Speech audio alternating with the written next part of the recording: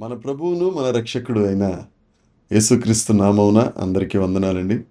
దేవునికి స్తోత్రాలు. నిరంతర స్తోత్రార్హుడైన దేవుడు, నిత్యము మనల్ని కాపాడుతున్న మన కన్న తండ్రి, మనల్ని విడువని ఎడబాయని దేవుడు, మనల్ని ప్రేమించి మనకు అనుగ్రహించిన ఈ నూతన దినమును బట్టి సమస్త మహిమ ఘనత ప్రభావములు ఆ దేవాది దేవుడైన యేసుక్రీస్తు ప్రభువుకే చెల్లునుగాక. ఆ గొప్ప తండ్రి ఈ నూతన దినములో మనకు అనుగ్రహించిన పరమవాక్య ధ్యానము కృపావార్త, పరమగీత గ్రంథము 2వ అధ్యాయము 11వ వచనము. నా ప్రియురాల సుందరవతి, లెమ్ము రమ్ము, చలికాలము గడిచిపోయెను, వర్షాకాలము తీరిపోయెను, వర్షమిక రాదు. దేవునికి స్తోత్రం కలుగునుగాక, దేవునికి మహిమ కలుగునుగాక. దేవుని యందు అత్యంత ప్రియమైన వారులారా, అనుదినము ఈ కృపావార్తను వీక్షిస్తున్న మీ అందరికీ ఒక మాట. నిన్నటి దినాన్ని కూడా ఇదే వాక్యాన్ని మనం ధ్యానించాం. చలికాలము, వర్షాకాలము, శ్రమల కాలము, ఇబ్బంది కాలము అనే అంశం మీద దేవుడు మనతో కొన్ని మాటలు మాట్లాడారు. పాత నిబంధన గ్రంథంలో ఉన్న కొంతమందిని మనం ధ్యానించడానికి అవకాశం దొరికింది. వారు తమ జీవితములలో వర్షాకాలమును, చలికాలమును ఏ విధంగా భరించారు అనే విషయాన్ని మనం గమనించాం. ఈ దినాన క్రొత్త నిబంధనలో భక్తులకు ఏ విధంగా వర్షాకాలము, చలికాలము, యేసు ప్రభు భక్తులు ఏ విధంగా శ్రమలను, ఇబ్బందులను అనుభవించారు అనే కొన్ని విషయాలు. కొంతమందిని, యేసుక్రీస్తు ప్రభు శిష్యులలో ప్రాముఖ్యమైన వాడు పేతురు గారు యేసుక్రీస్తు ప్రభు యొక్క సత్య సువార్త, ఆయన నిజమైన దేవుడని, ఆయన సజీవుడైన దేవుని కుమారుడని, ఆయన మాటలు నిత్యజీవపు మాటలని, ఆయనే మార్గము, సత్యము, జీవమని, ఆయన తప్ప వేరొక దేవుడు లేడని, ఆయన జీవాధిపతి అయిన దేవుడని, అందుకు మేము సాక్షులమని వారు సాక్ష్యం చెబుతూ ఉంటే, రోమా ప్రభుత్వానికి, యూదులకు ఈ మాటలు నచ్చలేదు. రోమా ప్రభుత్వం, యూదులు అనేక సార్లు పేతురును సత్యసువార్త ప్రకటించవద్దని అనేక విషయాలలో బంధించినప్పటికీ వినని పేతురు తదేకంగా దేవుని సువార్త ప్రకటిస్తుంటే రోమా ప్రభుత్వం పేతురుని బంధించింది, అరెస్ట్ చేసింది. ఆ దినాలలో రోమా వారి శిక్షా స్మృతి ప్రకారం ఒక బందీని బంధించాలి అనంటే ఒక రాతిని తొలిపిస్తారు. దానిని 2 చీకటి కలిగిన గదులుగా తయారు చేస్తారు. కటిక చీకటి, గాఢాంధకారం, అందులోనికి తీసుకెళ్ళి 9 నెలలు పేతురును బంధించారు.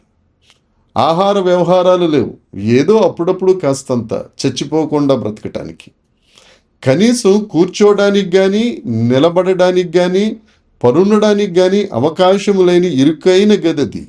9 నెలలు రకరకాల కష్టాలు అనుభవించిన తరువాత 9వ నెల ఆఖరి రోజున పేతురును ఆ బందీ నుండి, ఆ గృహం నుండి బయటికి తీసుకొచ్చి, నిన్ను చంపేస్తున్నాం, నిన్ను సిలువేస్తామంటే పేతురు అన్నాడు, నా ప్రభువైన యేసుక్రీస్తు ప్రభుని సిలువేసినట్లుగా కాదు, నన్ను తలకిందులుగా సిలువేయండి అన్న అతని అభ్యర్థన మేరకు పేతురును తలకిందులుగా సిలువేసి హతసాక్షిని చేసేశారు. క్రొత్త నిబంధనలో దేవుని భక్తులైన వారిది ఇది చలికాలం కాదా, వర్షాకాలం కాదా? అంతేకాదండి, ఇక్కడ మరొక విషయం. పేతురు హతసాక్షిగా చనిపోక ముందే 9 నెలలు అంధకారంలో, గాఢాంధకారంలో బందీగా ఉన్నప్పుడే పేతురు భార్యను కూడా యేసుక్రీస్తు ప్రభు సత్య సువార్త విషయమై ఆమెను చంపడానికి తీసుకెళ్తా ఉంటే, పేతురుకు నీ భార్యకు నువ్వేమన్నా చెప్పదలుచుకున్నావా అని ఒక అవకాశం ఇస్తే, పేతురు తన భార్యకిచ్చిన సలహా ఏంటో తెలుసా? ప్రభువైన యేసుక్రీస్తును స్మరించుకో. దేవుని నామమున ప్రాణం పెట్టడం కన్నా గొప్ప వరం మరొకటి లేదని తన భార్యకు ధైర్యం చెప్పి పంపించాడండి.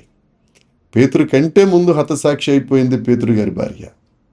వీరిద్దరూ ఎందుకు ప్రాణాలు పెట్టారో తెలుసా? యేసుక్రీస్తు ప్రభువుని ప్రకటిస్తున్నందుకు, దేవుని రాజ్యమును విస్తరించుట కొరకై వారు సాక్షులుగా ఉన్నందుకు. కొంతమంది క్రీస్తు విరోధులు, లేదంటే నిన్నటి దినాన మనం ధ్యానించుకున్నట్లుగా చచ్చిపోయిన శత్రువైన అపవాది రకరకాల కుట్రలు చేస్తారు. వాడెక్కడైతే ప్రాణాన్ని తీయగలుగుతాడేమో కానీ మరుక్షణం వారి అడుగు పరలోకంలో దేవుని పక్షాన ఉండుంటుంది. అలాగే ఆంద్రియా అనే దేవుని శిష్యుడు కూడా, యేసుక్రీస్తు ప్రభు శిష్యు కూడా గ్రీసు దేశస్థంలో దేవుని సువార్త ప్రకటిస్తూ ఉన్నాడు.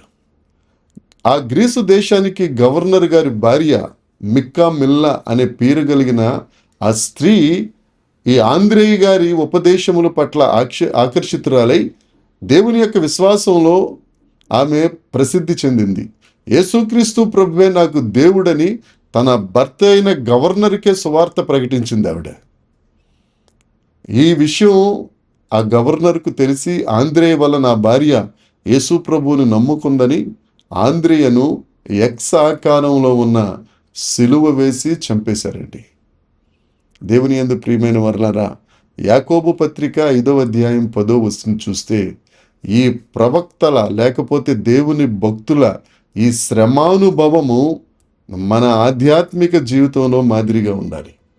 మనకు శ్రమలు కలిగినప్పుడు, మనకు ఇబ్బందులు కలిగినప్పుడు, మన బ్రతుకులో కూడా వర్షాకాలం చలికాలం అనే శ్రమలు వచ్చినప్పుడు ఈ భక్తులను మనము మాదిరిగా తీసుకుని మన వెనక రాబోతున్న వారికి మాదిరిగా మనం ఉండాలి.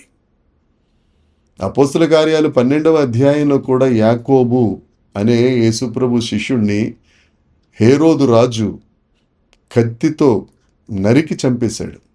అనేకులు ఖడ్గవాత పడిపోయి దేవునికి ప్రాణాలు పెట్టారు. వీరి శ్రమానుభవం ఎందుకో తెలుసా అండి? ఆ దేవుని రాజ్యాన్ని స్వతంత్రించుకున్నటకే. వారు ఆ దేవుని రాజ్యం యొక్క విలువ, ఆ దేవుని యొక్క ఔన్నత్యం నిన్నటి దినాన్న ఈ రోజున మనం ధ్యానిస్తున్న భక్తులందరూ ఎరిగారు గనుక మనకు ఈ శ్రమలు, ఈ కష్టాలు ఇంత అవసరమా అని యేసు ప్రభువుకు దూరం అవుతావేమో. ఒకవేళ రెండవ మరణము అనేది గనక నీకు దాపురించింది అని అంటే తర్వాత అడుగు నిత్యాగ్నిలోనికే. లేఖనం చెప్తుంది, అక్కడ అగ్ని ఆరదు, పురుగు చావదు. ఇక్కడ మహా అయితే ఒక 20 సంవత్సరాలు 30 సంవత్సరాలు మహా అయితే నువ్వు శ్రమలో అనుభవిస్తావేమో, యుగ యుగాలు దేవునితో ఆనందిస్తావు. ఇక్కడ ఈ 20 సంవత్సరాలు 30 సంవత్సరాలు యేసు ప్రభువుని విడిచిపెట్టి శ్రమలు అక్కర్లేదనుకుని నీ ఇష్టానుసారంగా అపవాదికి తమ్ముళ్ళలా తయారయ్యావనుకో, యుగ యుగాలు ఆ నిత్య అగ్నిలో నువ్వు కాలవలసిందే. ఇది అశాశ్వతమైన శ్రమ, శాశ్వతమైన సంతోషం యేసు ప్రభువుని నమ్ముకున్న వారిది. ఆయన అంటారు, నేను నా శాంతిని మీకు అనుగ్రహించడానికి వచ్చానంటారు. ఏమిటా శాంతి? శ్రమలలో సహితం దేవుని యందు సంతోషించుట, శ్రమలలో సహితం దేవుని సన్నిధి కలిగి ఉండుట. 16వ కీర్తన చెప్తుంది కదా, ఆయన సన్నిధిలో సంతోషం ఉంది, ఆయన సన్నిధిలో ఘనత ఉంది, మెప్పు ఉంది, కృపాసత్యములు ముద్దు పెట్టుకునే సన్నిధి అది. ఆ సన్నిధి కావాలి అని అంటే, ఆ ఉన్నతమైన అనుభవంలోనికి నువ్వు రావాలి అని అంటే ఈ చలికాలం వర్షాకాలం అనుభవించాలి. దేవుడు షోలమ్మితితో అంటారు, కుమారి సుందరవతి, చలికాలం గడిచిపోయింది, వర్షాకాలం అయిపోయింది, వర్షం ఇక రాదు. ఆ వాగ్దానం నీ కోసం నా కోసమే. మనం అనుభవిస్తున్న శ్రమలు గడిచిపోయే రోజు ఒకటి ఉంది. మన చలికాలం మన వర్షాకాలం గడిచిపోయే రోజు ఒకటి ఉంది. ఇక వర్షం రాదు, శ్రమ ఉండదు. ఆ దేవుని యందు ఆనందించటమే. ఈ వాక్యమును నిరీక్షణగా తీసుకుందాం, దేవునిలో ఎదుగుదాం. ఆ రాకడలో ఎత్తబడే గుంపులో మనం అందరం సంతోషంగా పాల్గొందాం. ఆ విజయ వీరుడు, విజయశీలుడు, మరణమును గెలిచిన దేవుడైన యేసు ప్రభు చాటున రొమ్మున అనుకుని సంతోషిద్దాం. దేవుడి మాటలు దీవించనుగాక. ప్రార్థన చేద్దాం. పరలోకమందున్న మా తండ్రి, పరిశుద్ధుడా, కృపగలిగిన వాడా, మా కొరకు అతి త్వరలో రాబోతున్న తండ్రి, ఇక్కడ చలికాలము వర్షాకాలము చెవిచూచిన ప్రతి ఒక్కరిని తగిన ప్రతిఫలం ఇచ్చుటకై, తగిన బహుమానం ఇచ్చడానికి, కిరీటములతో అలంకరించడానికి ప్రభువా, కొనుపోతుడానికి సిద్ధపడుతున్న తండ్రి, నీకు వందనాలు చెల్లిస్తున్నాం ప్రభువా. మా ఎదుట ఉన్న పందెపు రంగములు మేము ఓపికతో పరిగెత్తుటకు, గురి యొద్దకు పరిగెత్తి గురిని గమ్యమును చేరుకొనగలుగుటకు, మేము ఈ లోకంలో పరదేశులమని ఎరిగి, పరవాసులమని గుర్తెరిగి మా దేశమైన పరలోకానికి రావటానికి వేగిరపడు వారిగా ఉండినట్లు కృప దయచేసి మహిమ పొందుమని యేసుక్రీస్తు నామమున ప్రార్థించి అడిగి వేడుకొనుచున్నాము తండ్రి. ఆమెన్. దేవుని కృప, మనందరికీ తోడై ఉండునుగాక. Amen, amen, amen.